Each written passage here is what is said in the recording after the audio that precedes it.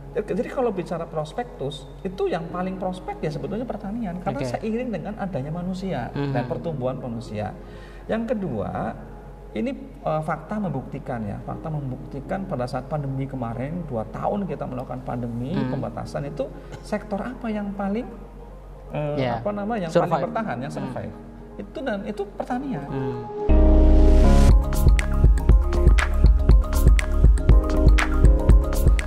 Assalamualaikum warahmatullahi wabarakatuh. Pemirsa BMH TV, alhamdulillah kita dapat kembali silaturahim di saluran yang cerdas menggerakkan. Terus dukung konten BMH TV dengan cara like, comment, share, dan subscribe. Pada kesempatan ini kita akan berbicara tentang satu hal yang sangat penting dan mendasar kaitan dengan harkat bangsa kita. Seperti kita ketahui, Indonesia pernah dijuluki sebagai macan Asia karena produksi dari pertaniannya yang cukup bagus, dan Indonesia disebut juga sebagai negara agraria.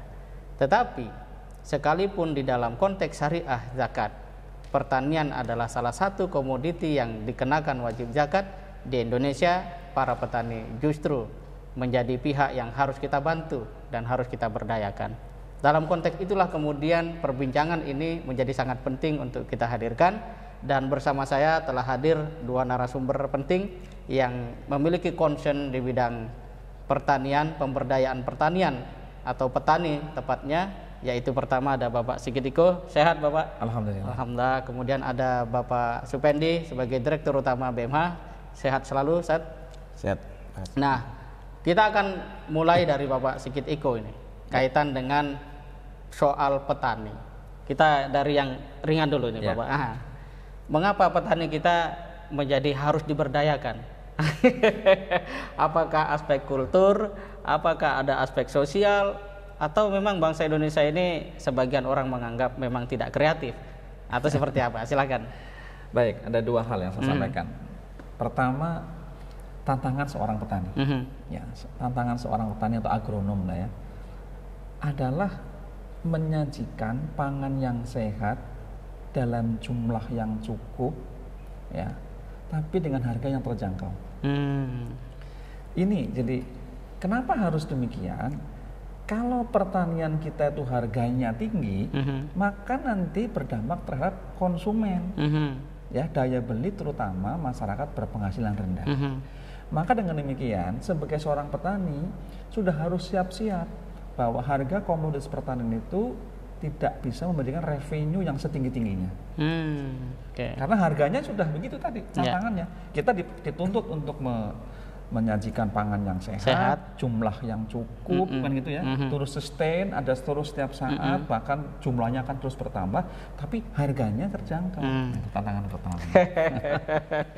jadi petani itu sudah dari situ duluan, siap-siap seperti itu. Beda dengan industri manufacturing atau jasa, atau mungkin sekarang YouTuber gitu ya, mana kata produksinya sedikit aja, yang maaf kata kontennya lucu-lucuan dikit aja, penghasilannya lebih jauh daripada petani yang harus menunggu waktu beberapa saat gitu ya. Jadi itu tantangan yang pertama. Yang kedua, memang petani di Indonesia itu agriculture. Jadi sangat terkait dengan budaya dan tradisi. Gitu. Jadi tidak seperti pertanian di luar negeri atau perkebunan kelapa sawit lah, namanya kalau di Indonesia itu kebunan kelapa sawit yang disetting dengan lahan yang sudah diperuntukkan di situ, disetting lahan awalnya, infrastrukturnya, luas minimal dan sebagainya. Nah, dengan demikian kalau petani kita kan enggak, ya kultural banget lah gitu. Jadi turun-temurun akan seperti itu gitu. Nah itu sih sebenarnya. Nah ini berdampak terhadap tadi rantai pasoknya, gitu. Rantai pasok dari input, produksi, distribusi sampai konsumsi. Ini tidak terlepas dari keseharian para petani kita yang notabene punya peran yang sangat besar di dalam kelangsungan bangsa ini. Masya Allah, ya. Keberadaannya memang sangat menentukan. Sangat menentukan. Walaupun kadang kebijakan justru impor saja ya gitu ya. Bisa jadi seperti itu. Gitu ya.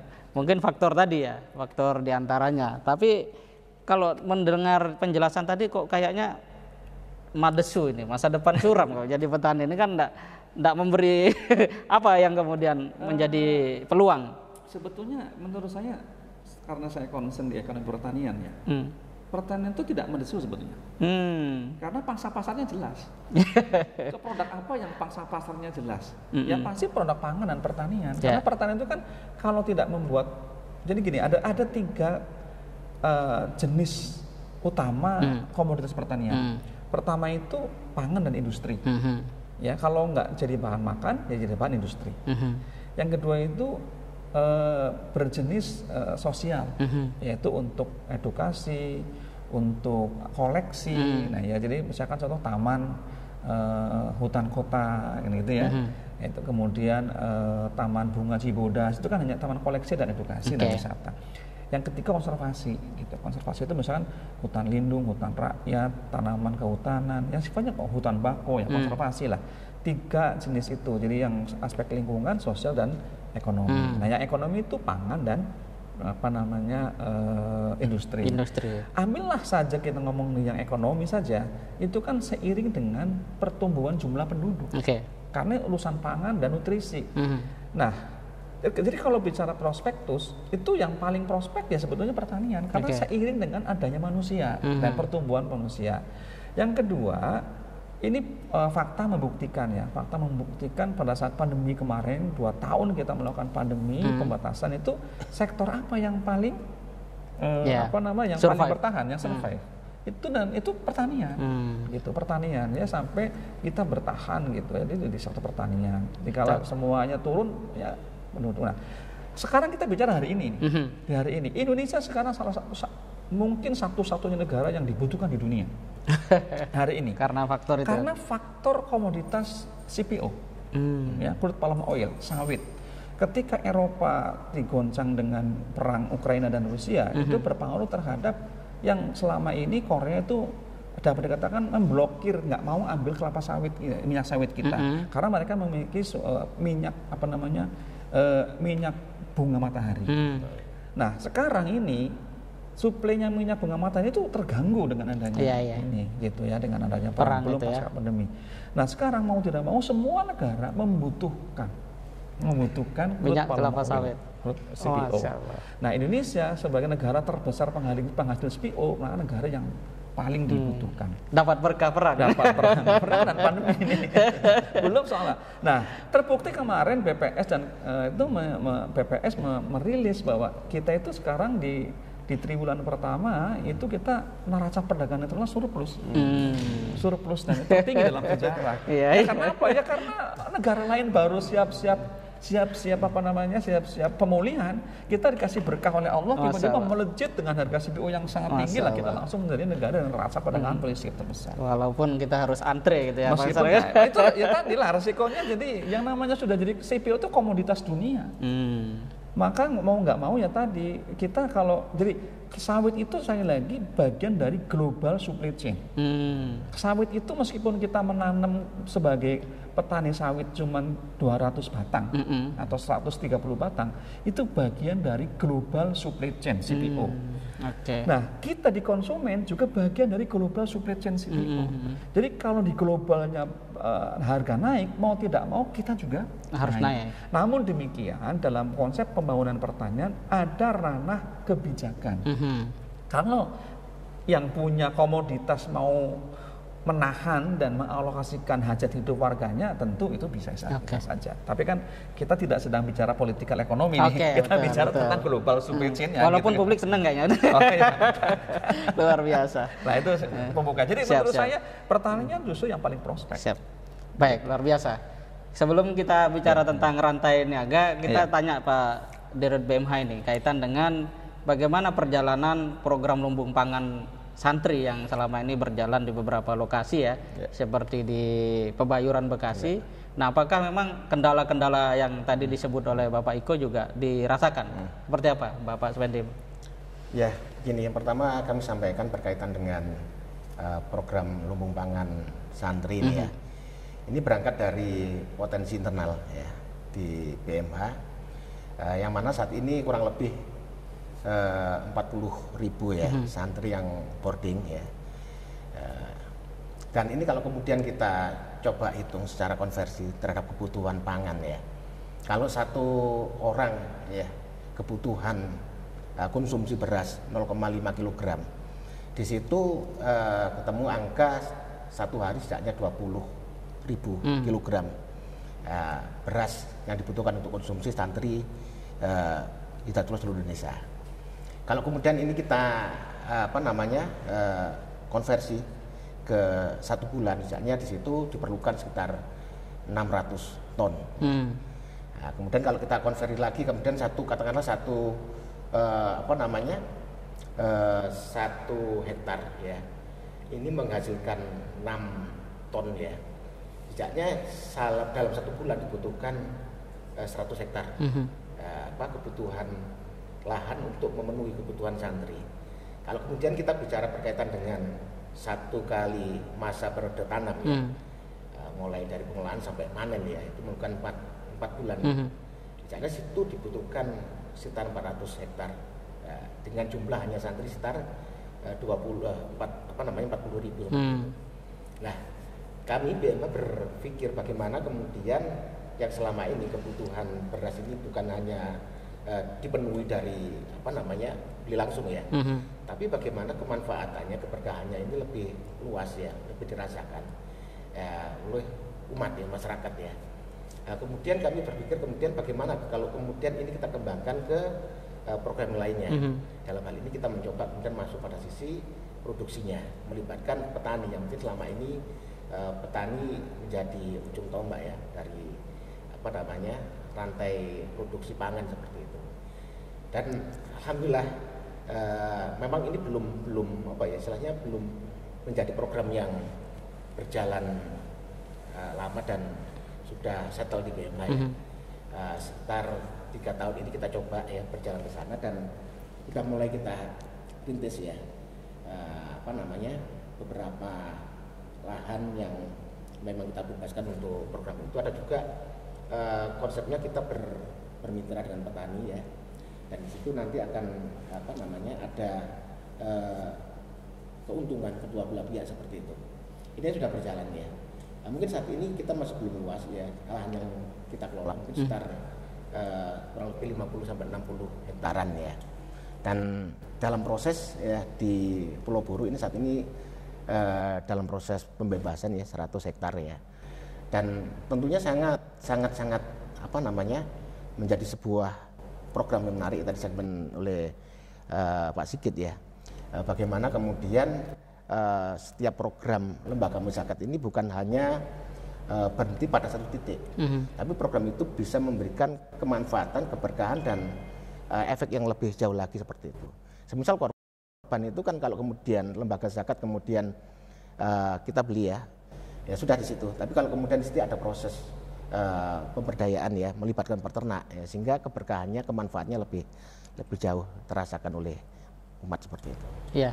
Berarti dari sisi kebutuhan lembaga zakat di dalam program katakan pesantren yang santri itu butuh pangan, dalam hal ini beras ya. Kita mau kembali bertanya pada Pak Sigit ini kaitan tentang mengapa kemudian situasi petani menjadi pihak yang paling keras bekerja, tetapi sedikit beruntungnya, gitu kan. Nah, teori menyebutkan rantai niaga yang begitu panjang, dan saya pikir sudah ada sebenarnya kesadaran pada sebagian pihak, terutama LAS ya, katakan BMH tadi coba melakukan terobosan gitu ya, ataupun upaya shortcut agar rantai niaga itu tidak panjang. Tetapi apa yang diperlukan? Karena kita lihat tampaknya masih bersifat katakanlah responsif atau sporadis, nggak perlu satu sistem tertentu, di mana kemudian keberadaan lembaga amal zakat bisa menjadi sebuah tonggak penerobos untuk kemudian di bidang pertanian ini petanilah yang beruntung, walaupun tidak untung besar tapi beruntung kan begitu. Minimal dia bisa berzakat kan gitu. Nah, gimana itu? Baik, ini menarik ini. Nah, ini menarik. Jadi begini. Ini kan terkait dengan namanya rantai pasok dan rantai nilai. Ya, supply chain dan value chain. Ya, rice supply chain dan rice value chain. Anggaplah tadi BMH punya santri 40.000 ya, anggaplah satu kampus 10.000 lah saya sebut ya biar gampang hitung. Artinya kan ini ada supply rantai pasok itu kan dari logistik input, produksi, logistik keluar, distribusi ke konsumsi. Ya kan? Jadi ini kan BEMA sudah punya 10.000 nih dalam satu kampus, anggaplah gitu ya. Berarti kan ini menjadi dalam tanda kutip sebagai konsumen dalam rantai pasok. Gitu. Ya kegiatan yang ini. Nah, kalau kita tarik mundur, distribusinya dari mana? Kemudian produksinya di mana? Yang petaninya siapa? Kemudian penyedia input faktornya siapa? Nah, kan gitu ya kira-kira ya. Nah, ini kalau kita bicara seperti ini. Oke, ini kan sederhananya. Tetapi kadang-kadang rantai pasok terutama di pasca produksi ya tata niaga itu ada yang kompleks, ada yang simpel. Gitu. Semakin kompleks tata niaganya berarti akan semakin rendahlah harga yang diterima oleh petani. Karena apa? Karena petani harus berbagi keuntungan dengan para aktor-aktor setelahnya. Gitu kira-kira gitu ya. Contohnya begini. Ini rantai pasok yang umum di petani. Petani itu teknik menjual dan memanen itu ada 3. Satu, memanen sendiri, jual sendiri. Jadi dia panen entah itu dengan buruh atau tidak, ya, dengan sistem bawaan atau tidak. Kemudian dijual ke pengumpul. Pengumpulnya itu macam-macam.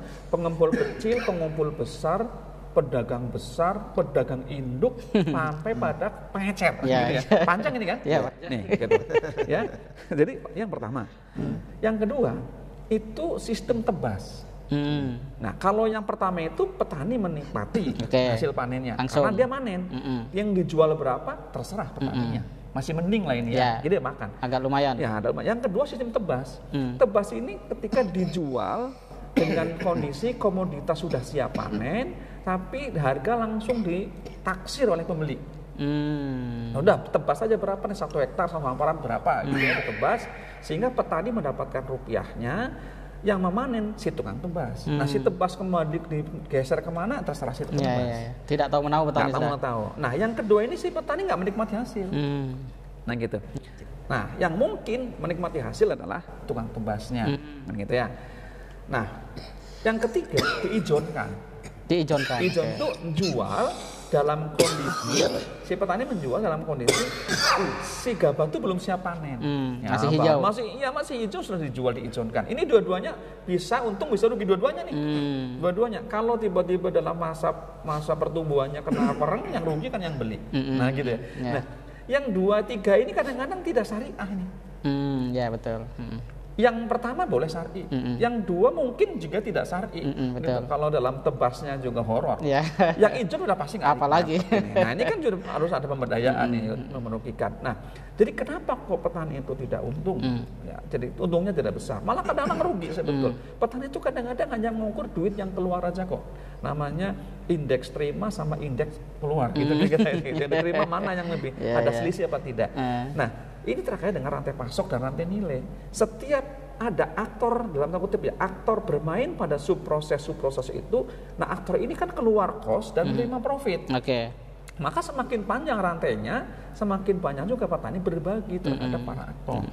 Nah, mudah-mudahan ini kita si lembaga zakat atau kita si BEMA yang saya contohkan tadi, ini kan menjadi salah satu model bahwa dia bisa memperpendek rantainya dari si petani langsung dari si konsumen nih para santri langsung kepada petani gitu ya. Tapi pertanyaannya, kalau rantai pasoknya ini sudah pendek, apakah berdampak juga terhadap value-nya pada nilainya? Jangan-jangan ini si pembeli kan berarti cuma ada 2 pemain kan, 3 pemain, petani, pembeli, kemudian konsumen. Jangan-jangan ini si konsumen yang beli itu mengambil seluruh keuntungan aktor sebelumnya. Cost-nya dia efisiensikan, cost-nya lebih efisien, tapi keuntungannya, profitnya diambil semua. Artinya apa? Rantai pasoknya semakin baik, tapi rantai nilainya tidak berdampak kepada petani. Petani tetap saja. Petani tetap saja karena si pemain aktor tengahnya ini yang bermain yang menguntungkan. Lah kita mengharapkan pada pemberdayaan itu manajemen rantai pasok yang lebih efisien juga diiringi dengan perbaikan value-nya. Iya. Gitu. Dan itu kaitan dengan moral betul ya. Oh iya. Jadi memang ada kalau dalam Islam namanya etika bisnis Islam. Etika ya, betul. Gitu. Selama ini kan campaign ataupun upaya dari lembaga zakat ya, katakanlah BMH langsung beli dari petani. Padahal petani kan biasanya panen itu baru padi gitu kan. Iya, betul. Nah, jadi seperti apa yang ideal ini mestinya dilakukan? Konkretnya ini supaya Muzaki juga kira-kira kepikiran, oh bisa kayaknya begini ya gitu. Nah ini makanya saya katakan tadi kita bicara seperti ini ini kita sambut dengan baik. Gerakan membeli beras zakat fitrah langsung dari petani. Okay. Ini semangat ini kita dengan gegap gempita saya syukuri. Betul. Karena spiritnya berpihak pada petani. Keberpihakan itulah yang sebenarnya kita harapkan. Nah pertanyaannya kan begini tadi. Tadi Mas Imam sudah menyampaikan bahwa rantai pasok itu petani itu yang didapatkan gabah dalam kondisi gabah masih catatan. Betul. Gabah dengan kadar air yang masih cukup tinggi. Betul. 15,5%-an rata-rata. Untuk bisa disimpan dalam cangkuk lama dan menjadi beras premium, itu memerlukan kadar air 14%. Nah, itu simpan. Sehingga tidak menjadi butir patah. Yang kedua, penelitian di Filipina menyebutkan International Rice IRRI menyebutkan bahwa kondisi mesin penggiling atau huller rice milling unit yang di desa-desa yang berkualitas buruk ini juga menghasilkan beras berkualitas rendah. Berpengaruh juga. Nah betul. Jadi kalau rice milling yang bagus, entah rice RMU atau RMP gitu, dengan kondisi bagus, inputnya gabahnya dengan kondisi kadar air yang baik, handle-nya baik, maka dia mengeluarkan gabah dengan kualitas yang baik. Nah, kualitas yang baik dengan rantai tata niaga yang pendek, ya, gitu kan, harganya menjadi tinggi. Oke. Nah, pertanyaannya adalah, apakah kondisi seperti dialami oleh petani kita? Nah, ini kan problem kan. Jadi pertama gabahnya dengan benih yang asal, ya, bukan benih unggul, dipanen. Kemudian buru hujan, wah mumpung hujan, mumpung waru dipanen, gitu ya, namanya juga begitu. Alat perontoknya sederhana, digebukin begitu, ada bayangan gebuk begitu kan berarti terjadi potensi beras patah. Iya betul. Beda dengan mesin thresher gitu ya, rontok. Kemudian dijemurnya matahari, kadar airnya rendah. Ya dijualnya yang punya penggilingan tuh rice mill, rice millnya huller desa biasa yang kadang-kadang kualitasnya rendah. Yang dikeluarkan adalah beras medium lah karena gitu. Harganya cukup curah 7.800 sampai 8.000 per kilo.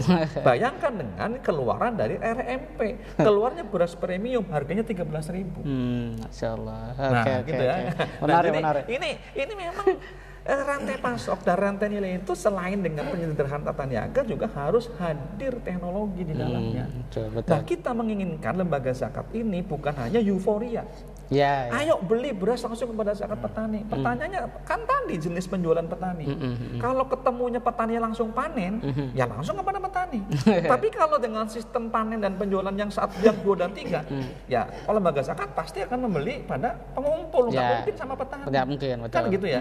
Yang kedua, kalau lembaga zakat belinya 20 ton, petani punya sawah cuma setengah hektar, kan berarti cuma punya beras 3 ton.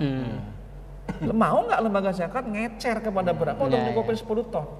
Kan nggak mungkin, berarti dia mau ngambil sama pengumpul. Jadi gerakan zakat itu, membeli zakat dari petani, itu bukan euforia pada ending konsumsi. Yuk kita berangkat dong dari pemberdayaan sehingga supply chain-nya tadi dari faktor input, produksi, tata niaga sampai value-nya kita sudah terhandle. Oke. Luar biasa. Ternyata upaya ini memang tidak bisa sporadis ya. Tidak bisa sporadis, apalagi sekedar euforia. Euforia gitu. Ya kita hitung aja lah Pak Penny tadi punya 10 ton anggap tadi 40.000 kan. Ya 40.000 santri kan gitu. Dia membutuhkan 100 hektar sawah per bulan. Panen loh. Berarti kan beliau harus punya panen berapa banyak itu. Betul. Ya pertanyaannya, kalau petani mana yang punya 100 hektar? Kan gitu ya? Jelas. Kalau nggak punya, berarti beliau beli di pengumpul selama ini. Kan kira gitu. Nah, supaya tidak jadi langsung pada pengumpul membawa tata niaga panjang, PMH berinisiasi masuk pada pemberdayaan. Masuk dari input sampai kepada produksi dan pasca produksi.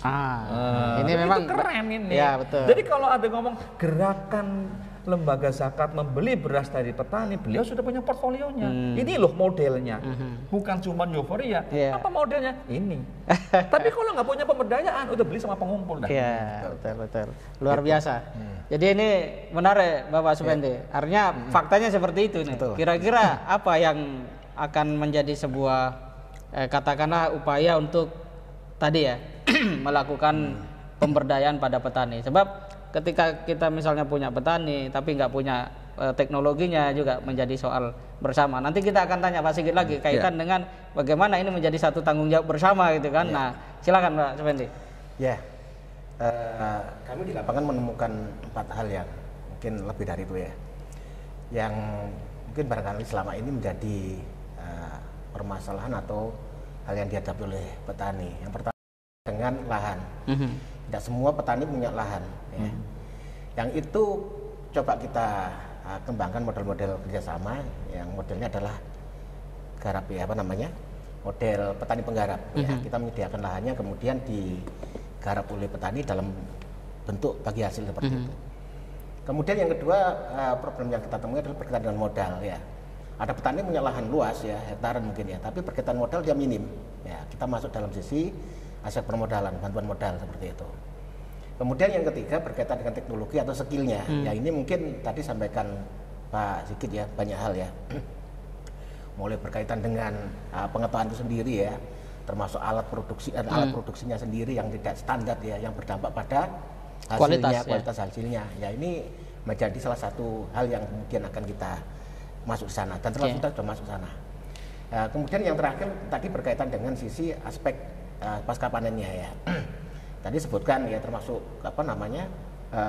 pengalaman di lapangan ya. Kebetulan keluarga saya banyak yang petani ya.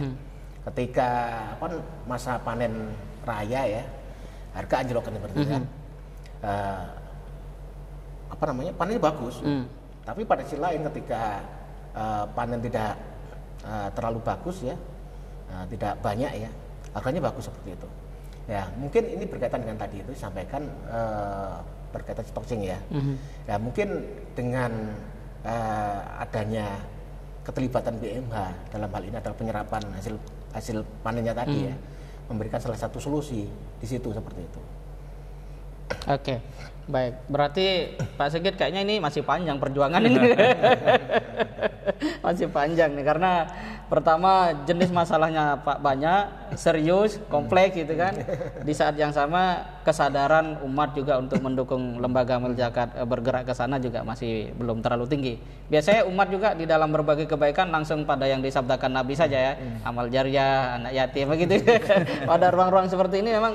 Nah, ini kira-kira apa yang perlu kita lakukan sehingga ada kesadaran bersama sehingga problem tadi bisa kita retas ya secara bertahap tapi berkesinambungan pada akhirnya kita bisa tuntaskan. Nah, itu seperti apa kira-kira? Iya, pertama kita harus menyadari bersama ya bahwa kita sebagai bangsa dan sebagai individu itu punya tantangan terutama tentang selain energi adalah pangan. Iya.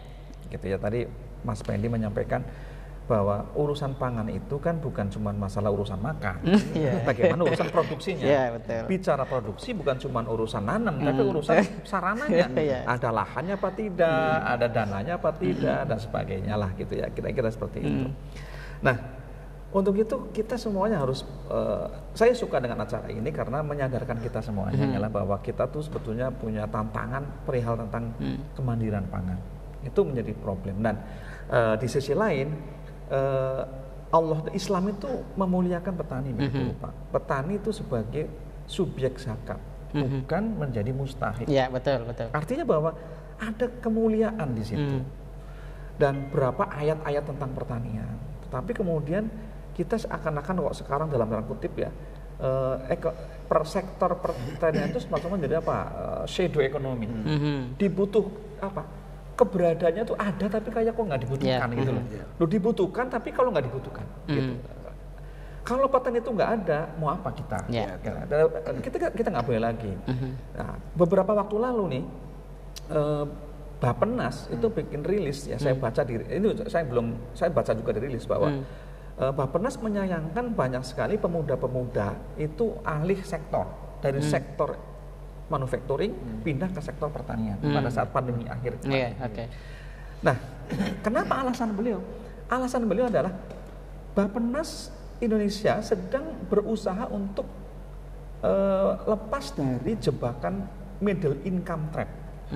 Negara dengan pendapatan menengah. Kita kan pendapatan menengah ke atas. Alhamdulillah kita sudah bukan menengah ke bawah. Kita negara yang cukup baik lah, menengah ke atas. Tapi Bappenas punya target bahwa Indonesia harus lolos dari middle income trap country.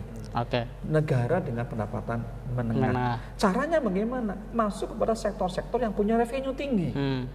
Kalau pada pemuda-pemuda ini masuk kepada satu pertanian, itu nanti terjebak dalam middle income lagi. Itu. Lah, ini pendapat salah satu Bappenas, saya lupa tapi saya baca di rilis. Tapi saya kurang sependapat. Kurang sependapat.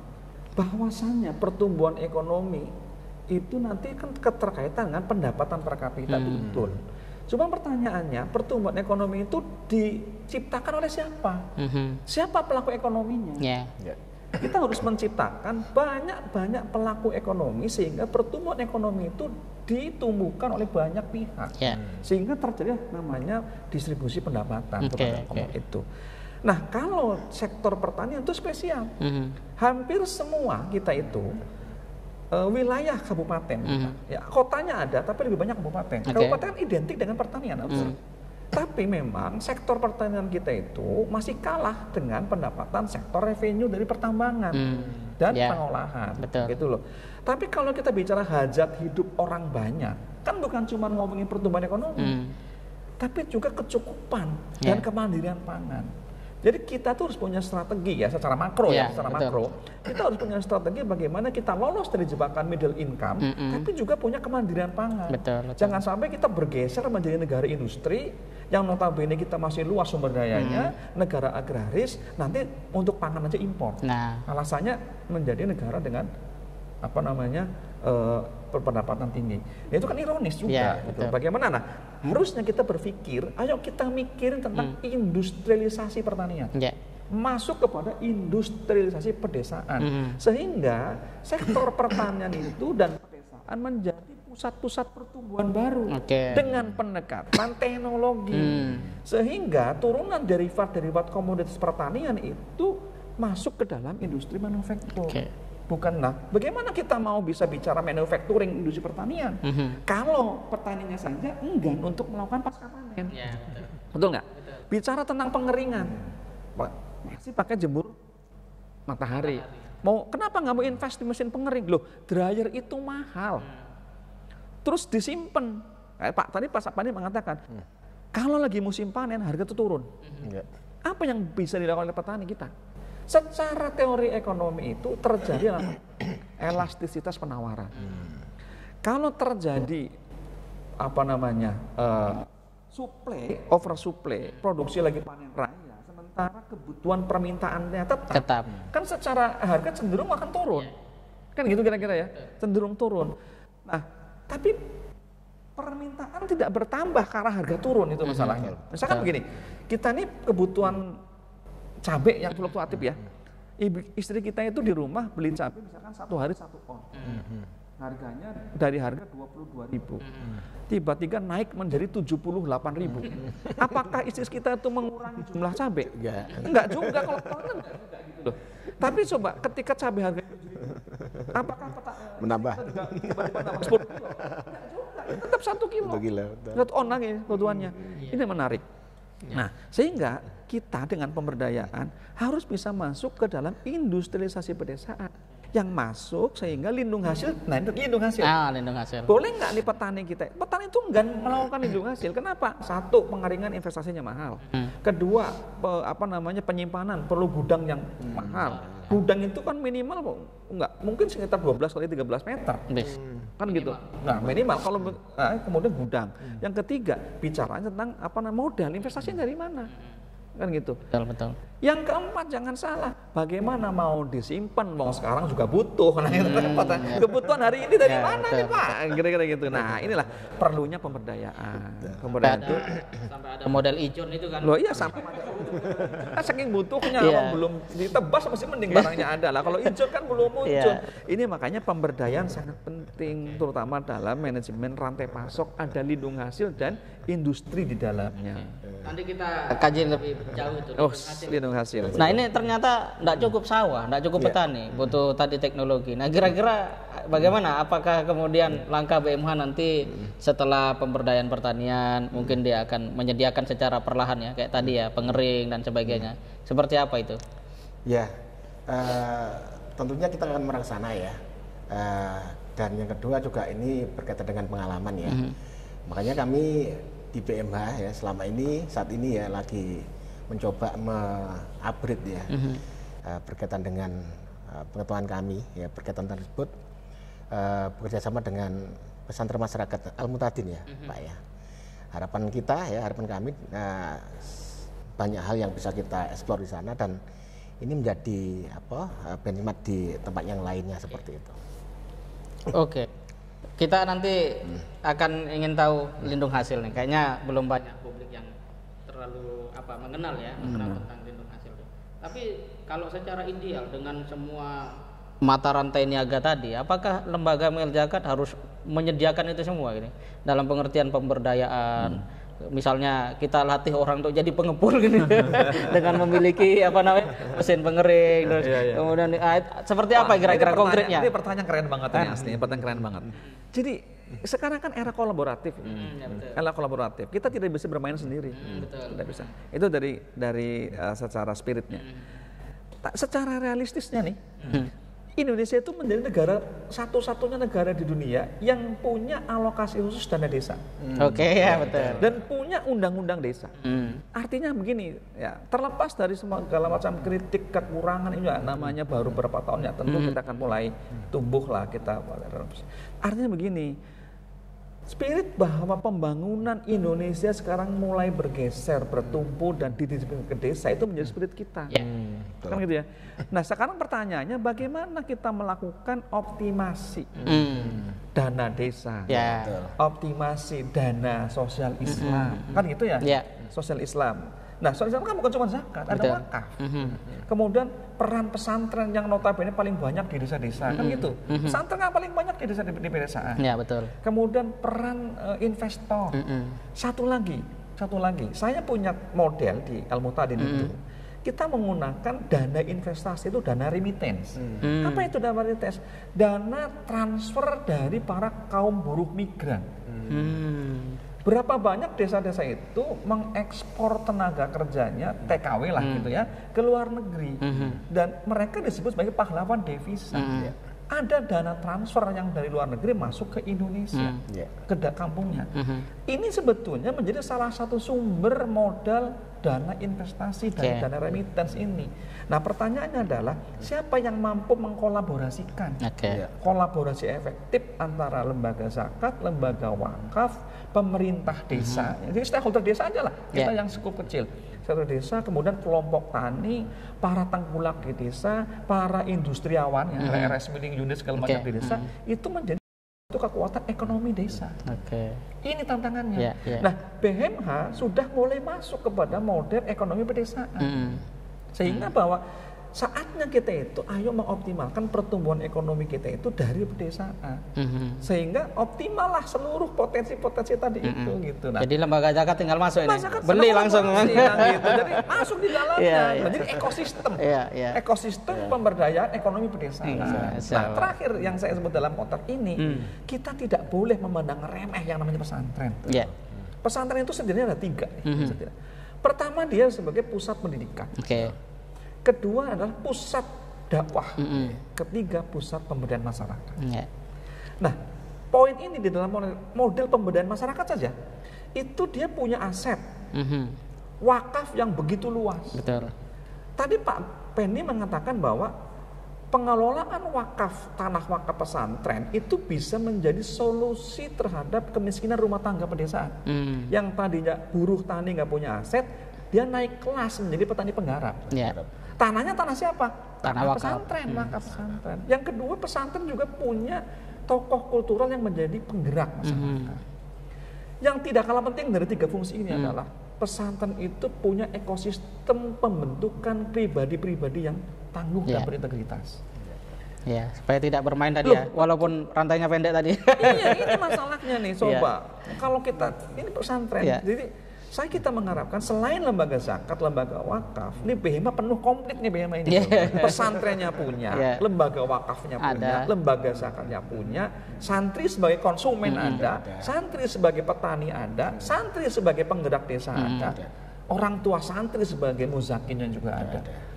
Kan gitu. Tinggal masuk dalam satu wilayah, kolaborasi dengan stakeholder yang lain. Udah jadi itu. Wais, menarik. Kayaknya perlu kita buat percontohan. Iya, kan gitu.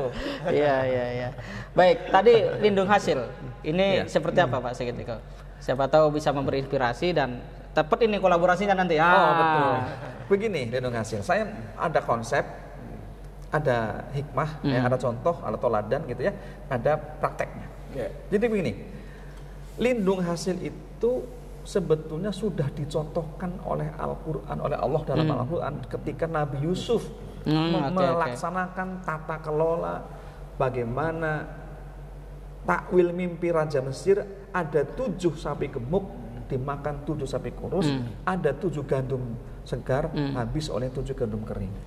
Takwil ini ditafsirkan oleh Nabi Yusuf bahwa akan ada 7 masa panen, 7 masa paceklik. Kan begitu kira-kira. Terus bagaimana, kan bukan cuma berhenti di takwil. Nabi Yusuf bisa mempraktekkan, memberi konsep bagaimana menghadapi 7 masa paceklik ke depan. Masa ketika masa 7 masa panen optimal kita untuk menanam. Tidak ada satupun potensi yang dioptimalkan. Baik, 7 masa itu masanya bulan, tahun, apa minggu, apa hari. Kan begitu ya? Anggaplah 7 tahun. Tapi kalau kita perpendek di Indonesia, 7 masa ini kan bisa 7 masa 1 musim. Ya kan musimnya panen sama itu kan cuma 6 bulan. Tambah dengan masa transisi 1 bulan 7 masa.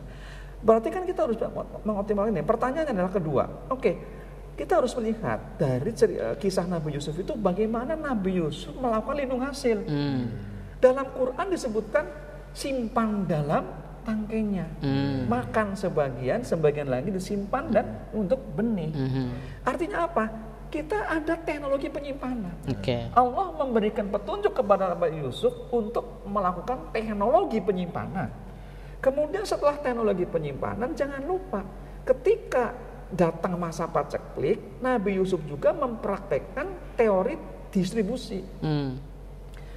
Orang yang kaya dengan barang yang sama. Nah ini bedanya Nabi Yusuf. Nabi Yusuf memberikan barang yang sama, kualitas yang sama. Orang kaya mendapatkan harga yang jauh lebih mahal. Budak itu tidak perlu membeli karena dijatah oleh tuannya. Kan gitu. Si miskin dijatah oleh negara. Kan gitu. Sampai artinya bahwa kaum Kan'an, orang tuanya sendiri saja itu dapat mengambil dari situ. Jadi Nabi Yusuf itu dalam kisah ini bukan cuma sekedar mentakwilkan mimpi. Dia bisa mempraktekkan bagaimana mengoptimalkan masa panen gitu ya, masa basah gitu ya, masa ini. Kemudian dia menyimpan lindung hasil ya, teknologi penyimpanan, kemudian distribusi. Ini luar biasa. Pertanyaannya, ayo undanglah para ahli tafsir untuk mengkaji bagaimana tafsirnya Nabi Yusuf ini. Nanti dikolaborasikan dengan para ekonomi pertanian. Ini lindung hasil. Itu yang menarik itu. Baru ngomong cerita tadi, baru cerita kan? Bagaimana Pak ketika panen raya? Panen raya zaman Nabi Yusuf nggak masalah. Memang saatnya panen raya 7 masa kamu panen raya. Tapi kamu dikasih akal, petunjuk, lindung hasil karena setelah panen kamu masa paceklik. Nah kita kan nggak begitu Pak. Kan gitu kira-kira. Panen raya harganya turun, mengeluh, misuh-misuh, jadi viral. Begitu sudah paceklik, rame kan gitu ya, bukan saya mengkritisi minyak goreng, enggak. Kita tuh minyak goreng harga mahal berapa bulan sih? Bertahun-tahun kita tuh harganya murah, nggak pernah bersyukur, gampangnya gitu. Kan gitu. Yang tuh lagi gini, saya punya binaan petani sawit, Mas. Ketika saya awal 2020 itu harga tandan buah segar masih 1.700 per kilo. Dia menikmati itu sampai dalam mengharap, Pak, pokoknya harganya itu jangan seginilah. Kami itu BEP-nya itu pokoknya itu 1.500. 1.700 kami untung 200, Pak. Nah sekarang TBS-nya sudah sampai 4.000 sampai 6.000. Dia lagi nikmatin. Kesalah kesempatan sama dia 4.000. Kita kok baru misu-misu. Kita belajar sebagai orang Muslim, berapa banyak sih kita, berapa lama nikmatin harga minyak goreng murah.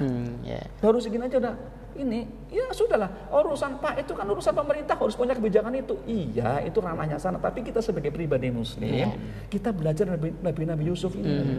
Betul. Itu loh kira-kira. Ya, tadi sisi yang menarik memang di lindung hasil mencegah juga terjadinya arogansi ini ya, pemodal gitu. Dan tidak ada penimbunan. Yang nimbunnya negara itu tadi lewat Nabi Yusuf tadi. Betul. Gitu. Maka kata Nabi Yusuf, kata Raja Mesir, wahai Yusuf, siapa kira-kira yang bisa melaksanakan gagasan ini? Nabi Yusuf dengan gagahnya, angkatlah aku sebagai menterinya. Kan gitu. Artinya apa? Nabi Yusuf punya kompetensi, maka angkatlah menteri ekonomi, menteri bulog, menteri pangan yang kompeten, seperti Nabi Yusuf. Luar biasa. Menarik. Dahsyat, inspirasinya ternyata dari Al-Quran. Nah, ini mungkin sesi akhir Bapak Supendi. Apa yang kemudian akan BMH tawarkan kepada masyarakat? Karena memang ternyata kita harus kolaborasi. Nah, silakan. Ya, saya kira program ketahanan pangan ini adalah suatu program yang sangat strategis ya. Mungkin yang menjadi masalah yang selama ini kami hadapi di BMH ya, dan nanti arahnya ke sisi solusi ya. Bahwasanya bagaimana mendekatkan antara sentral produksi dan sentral pendayagunaan penyaluran. Tadi saya sampaikan berkaitan santri. 40.000 itu santri kita tersebar di 34 provinsi. Dan termasuk kantong-kantong mustahik BMH ya juga banyak di daerah timur seperti itu. Ya, kami mengajak masyarakat ya bersama-sama BMH ya. Kita memperbanyak model-model program pemberdayaan seperti ini. Karena kalau kemudian model-model pemberdayaan masyarakat model seperti ini kemudian hanya berada dalam satu titik, satu tempat ya, nanti ini akan berdampak pada sisi kos transportasi seperti itu. Tapi kalau kemudian di Papua di sana juga ada program pemberdayaan jenis ya, sehingga ini akan mendekatkan antara sentral produksi dengan sentral pendayagunaan atau penyaluran seperti itu. Dan semakin banyak, semakin merata, saya kira akan semakin bagus ya. Tadi disampaikan oleh Pak Sigit ya, sehingga nanti akan mengurangi pada aspek pertama transportasi, kedua yang kedua ada berkaitan dengan sisi aspek stok ya, karena di situ kosnya mahal ya, seperti itu.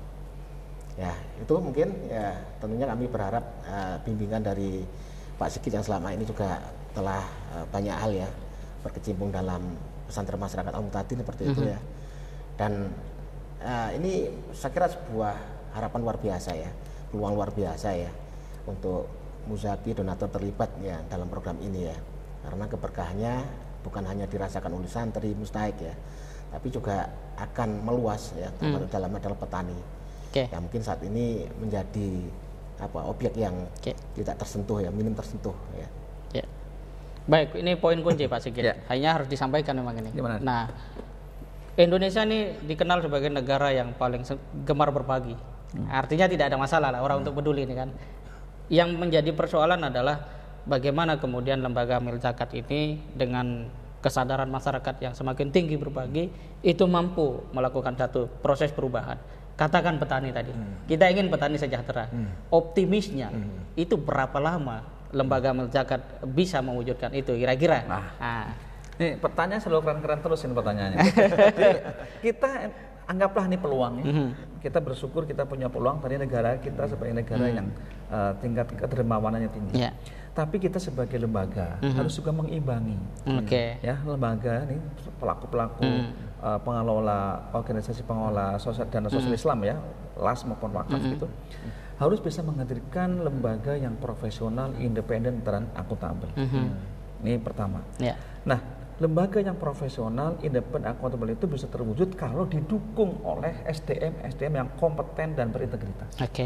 Ini kan penting nih. Jadi kita bicara konsep kayak tadi, konsep bagus, kalau tidak kompeten ya siapa yang melaksanakan? Kayak Nabi Yusuf tadi, siapa yang melaksanakan Yusuf?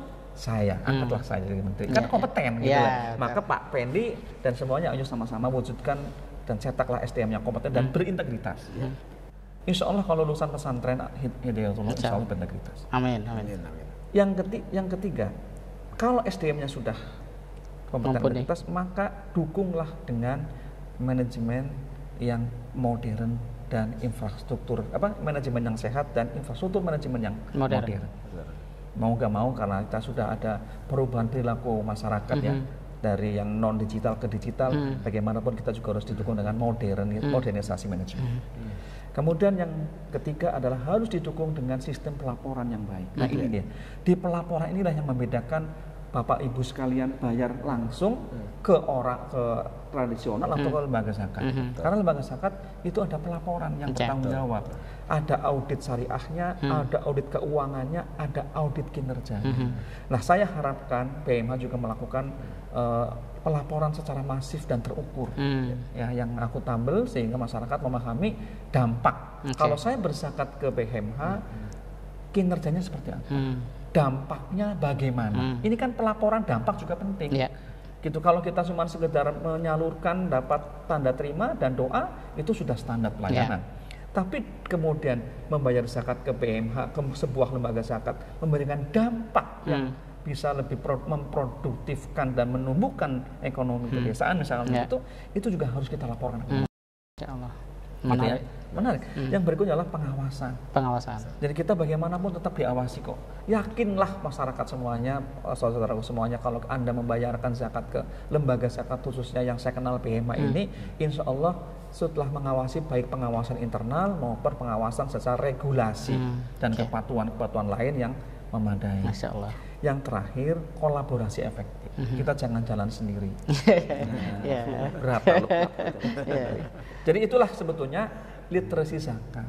Jadi sekarang para tim komunikasi zakat jangan cuma bisa mengajak yuk berbagi, yuk zakat. Itu baru apa? Baru level apa? Awareness.